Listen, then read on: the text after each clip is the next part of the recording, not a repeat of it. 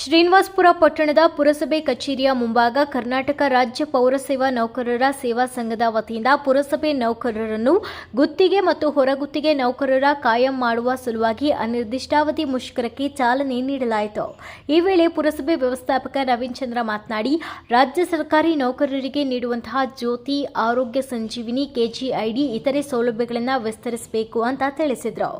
ರಾಜ್ಯದ ನಗರ ಸ್ಥಳೀಯ ಸಂಸ್ಥೆಗಳಲ್ಲಿ ದಿನಗೂಲಿ ಕ್ಷೇಮಾಭಿವೃದ್ಧಿ ಅಧಿನಿಯಮದಡಿ ಇರುವ ನೌಕರರನ್ನ ಸದರಿ ಅಧಿನಿಯಮದಿಂದ ಕೈಬಿಟ್ಟು ಸಕ್ರಮಾತಿಗೊಳಿಸುವಂತೆ 2022ರ ವಿಶೇಷ ನೇಮಕಾತಿಯಡಿ ಆಯ್ಕೆಯಾದ ಪೌರ ಕಾರ್ಮಿಕರು ಬೋರ್ಡ್ಗಳಿಗೆ ಎಸ್ಎಫ್ಸಿ ವೇತನ ನಿಧಿಯಿಂದ ವೇತನ ಪಾವತಿಸುವಂತೆ, ನಗರ ಸ್ಥಳೀಯ ಸಂಸ್ಥೆಗಳಲ್ಲಿ ಕಾರ್ಯನಿರ್ವಹಿಸುತ್ತಿರುವ ನೀರು ಸರಬರಾಜು ನೌಕರರನ್ನ ವಿಶೇಷ ನೇಮಕಾತಿಯಡಿ ಪರಿಗಣಿಸುವ ಬಗ್ಗೆ ಬಿಟಿ ಸಿಬ್ಬಂದಿ ಅಥವಾ ಅಕೌಂಟೆಂಟ್, ಕನ್ಸಲ್ಟೆಂಟ್, ಕಂಪ್ಯೂಟರ್ ಆಪರೇಟರ್, ವಾಹನ ಚಾಲಕ, ಸ್ಯಾನಿಟರಿ ಸೂಪರ್ವೈಸರ್ ಹಾಗೂ ಇತರೆ ವೃಂದದ ನೌಕರರನ್ನ ವಿಲೀನತೆಗೊಳಿಸುವ ಬಗ್ಗೆ ತಮ್ಮ ಬೇಡಿಕೆ ಈಡೇರುವವರೆಗೂ ಅನಿರ್ದಿಷ್ಟಾವಧಿ ಮುಷ್ಕರವನ್ನು ಹಮ್ಮಿಕೊಳ್ಳಲಾಗಿದೆ ಅಂತ ತಿಳಿಸಿದರು.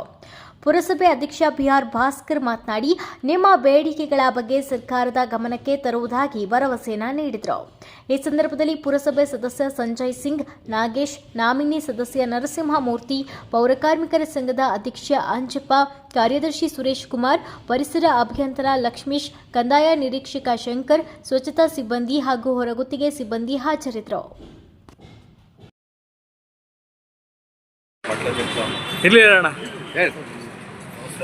ಇವತ್ತೇನು ನಮ್ಮ ಪೌರ ಕಾರ್ಮಿಕರು ಕಾಯಂ ನೌಕರಿ ಬಗ್ಗೆ ಆಂದೋಲನ ಇಟ್ಕೊಂಡಿದ್ದಾರೆ. ಆಲ್ರೆಡಿ ಬೆಂಗಳೂರಲ್ಲಿ ಜಿಲ್ಲಾಧ್ಯಕ್ಷರು, ರಾಜ್ಯಾಧ್ಯಕ್ಷರು ಎಲ್ಲ ಮೀಟಿಂಗ್ ಸೇರಿ ಡಿಸ್ಕಷನ್ ನಡೀತಾ ಇದೆ ಅಂತ ಹೇಳಿದೆ. ನಮ್ಮ ಬೆಂಬಲ ಇವ್ರಿಗಿದೆ. ಇವತ್ತು ಪೌರ ಕಾರ್ಮಿಕರು ನೌಕರಿ ಕಾಯಂ ಆಗಬೇಕು. ಕಾಯಂ ಆಗಿರೋದು ಗೌರ್ಮೆಂಟ್ ಸರ್ಕಾರಿ ಗೌರವ ಏನಿದೆ ಎಲ್ಲರಿಗೂ ಏನು ಸಿಗ್ತದೆ ಬೆನಿಫಿಟ್ಸ್ ಎಲ್ಲ ಸಿಗಬೇಕು ಅನ್ನೋದಕ್ಕೆ ನಮ್ಮ ಸಂಪೂರ್ಣ ಬೆಂಬಲ. ಇವ್ರ ಜೊತೆಗಿರ್ತೀವಿ. ಇವ್ರದ್ದು ಆಗಬೇಕು ಅಂತ ನಾನು ಆಶಿಸಿದ್ದ. ಇವತ್ತೇನು ಮುಷ್ಕರ ಇವ್ರು ಮಾಡ್ತಾಯಿದ್ದಾರೆ, ಇವ್ರ ಜೊತೆಗೆ ನಾವು ಇದ್ದೀವಿ ಅಂತ ಹೇಳ್ತೇವೆ. ಈ ದಿನ ನಮ್ಮ ರಾಜ್ಯ ಸಂಘದ ಪೌರಸೇವಾ ನೌಕರರ ಸೇವಾ ಸಂಘದ ತೀರ್ಮಾನದಂತೆ ಏನು ಪುರಸಭೆಗಳಲ್ಲಿ ಕಾರ್ಯನಿರ್ವಹಿಸಿರ್ತಕ್ಕಂಥ ಎಲ್ಲ ನೌಕರರಿಗೆ ಪೌರಸೇವಾ ಕಾಯಂ ನೌಕರರು ಸಹ ಸರ್ಕಾರಿ ನೌಕರರು ಅಂತ ಪರಿಗಣಿಸಬೇಕು. ಅವರಿಗೆ ಸರ್ಕಾರ ನೌಕರಿಗೆ ಸಿಗ್ತಕ್ಕಂಥ ಜ್ಯೋತಿ ಸಂಜೀವಿನಿ ಯೋಜನೆ, ಕೆಜಿಐಡಿ ಮತ್ತಿತರ ಸೌಲಭ್ಯಗಳನ್ನು ನಮಗೂ ವಿಸ್ತರಿಸಬೇಕು.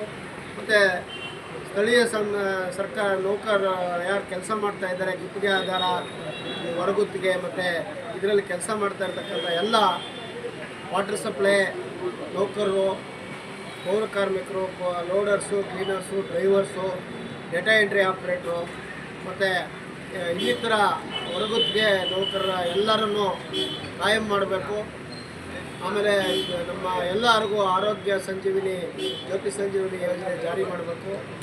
ಇನ್ನಿತರ ಬೇಡಿಕೆಗಳನ್ನು ಇಟ್ಕೊಂಡು ನಾವು ಈ ದಿನದಿಂದ ಅನಿರ್ದಿಷ್ಟಾವಧಿ ಮುಷ್ಕರವನ್ನು ಹಮ್ಮಿಕೊಂಡಿದ್ದೇವೆ. ಆ ಒಂದು ನಿಟ್ಟಿನಲ್ಲಿ ಸರ್ಕಾರ ಎಲ್ಲ ಒತ್ತಡಗಳ ನಡುವೆ ಸಾರ್ವಜನಿಕ ಸೇವೆ ಸಲ್ಲಿಸ್ತಕ್ಕಂಥ ಈ ನೌಕರರ ಅಳಲನ್ನು ಸಕಾರಾತ್ಮಕವಾಗಿ ಪರಿಗಣಿಸಿ ನಮ್ಮ ಮನವಿಗೆ ಸ್ಪಂದಿಸಿ ನಮ್ಮ ಬೇಡಿಕೆಯನ್ನು ಈಡೇರಿಸಬೇಕು ಅಂತ ಈ ಮೂಲಕ ಸರ್ಕಾರಕ್ಕೆ ಮನವಿ ಮಾಡ್ತೀವಿ.